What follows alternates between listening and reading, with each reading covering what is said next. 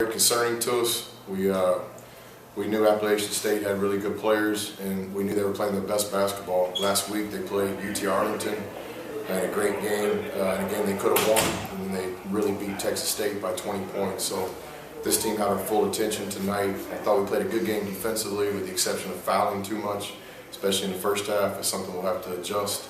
Then offensively, I thought we were sharing the ball. We shot a good percentage in the first half, and it was another low turnover game. So I'm just really pleased to protect the home floor and look forward to the next game on the schedule.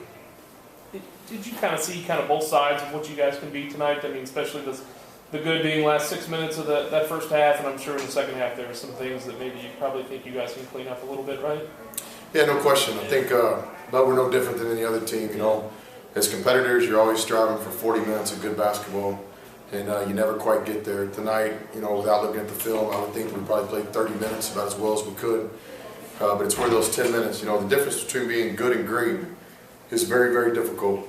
You know, if it wasn't, then all good teams would become great. But if you're going to try to go from good to great, or a team that competes, or a team that has a chance to really compete, where we're trying to get, you know, the attention to detail in those fine moments is where we're struggling, and we got to continue to work at it.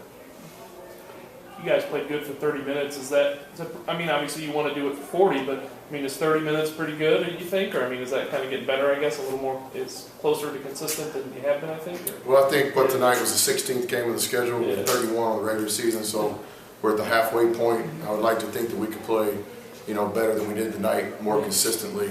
But give Appalachian State credit for a lot of the times where we don't think we're playing well. You know, and they got good players, and it's really hard to guard guards like they have. It's really hard to score against a really good defense that they play. So a lot of the times it's not necessarily what we're doing bad, it's what the other team's doing good.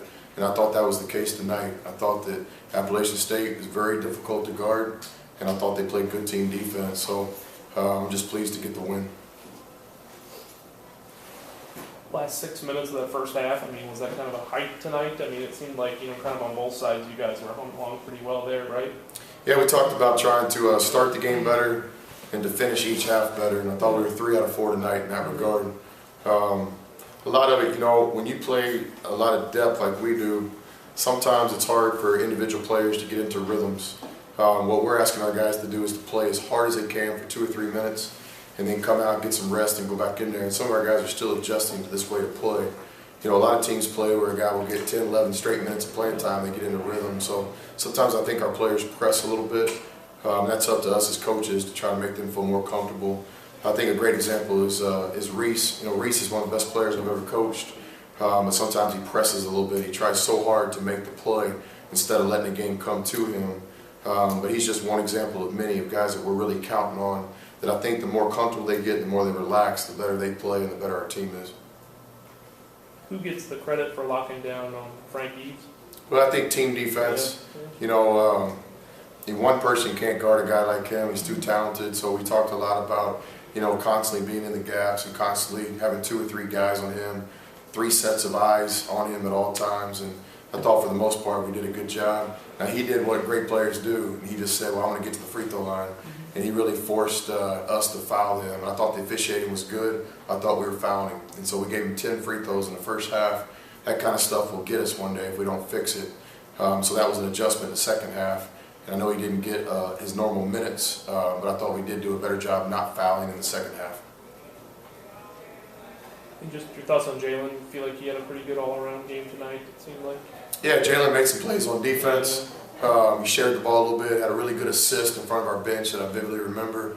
You know, we all know he's got a talent to score the ball, but it's all these other areas, passing, defense, screening, that can help our team so much. And I just want to again compliment the crowd tonight. You know, a lot of people there. Our students were back tonight. There was a real feeling in the gym, and our crowd's just helping us tremendously.